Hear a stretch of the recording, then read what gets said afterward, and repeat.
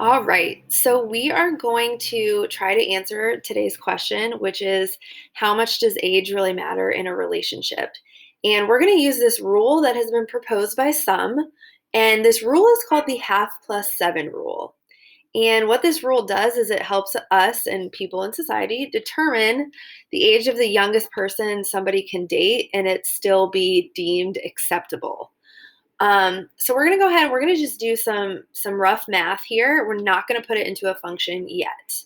But what I do is I take the person's age, so we'll start with 50, and I'm going to take half of that. So I can either divide it by two, or I could also say, okay, well, 50 times one half.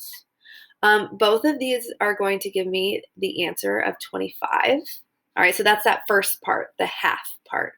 Well, then I'm going to go ahead and I'm going to add 7. All right, so 25 plus 7 is going to give me the age of my youngest partner that would be acceptable, and that would be 32 years. Okay, and so I'm going to get another color and I'm going to do it. Okay, well, what if I was 30 years old? I am 30. So who would be the youngest person I can date and it'd still be okay?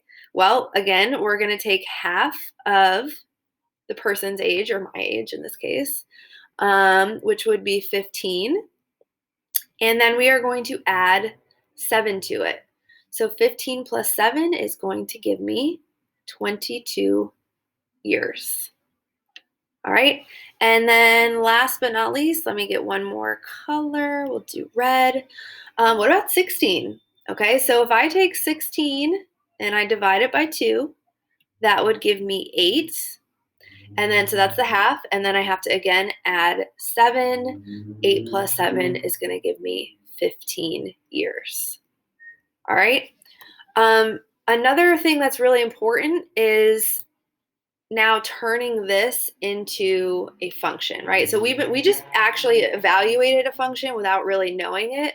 But now we got to put this into our kind of y equals mx plus b format. All right, so these were our answers.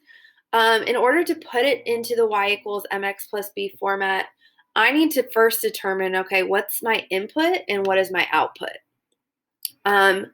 When we were doing our calculations, we were starting with the person's age. And then with that information, we were getting out the age of our youngest partner. So the input is going to be the person's age. That's what we put into this formula.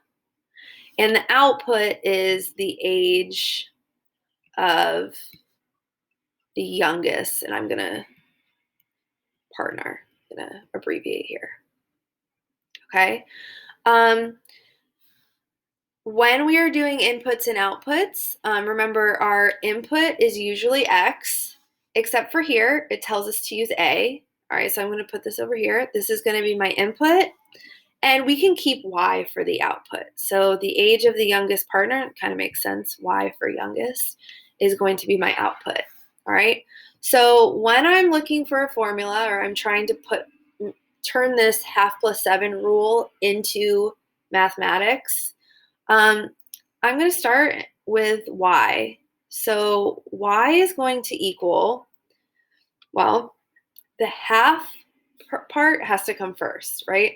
It's going to be 1/2 of my age, or the person's age, and then I'm going to go ahead and add 7 to it.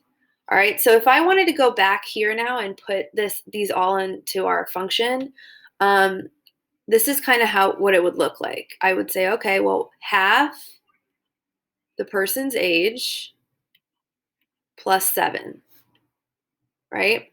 Half the person's age plus 7. We'll do it again. Half of the person's age. Oops, I'm sorry. This should be a 16. Plus 7. And that's our function.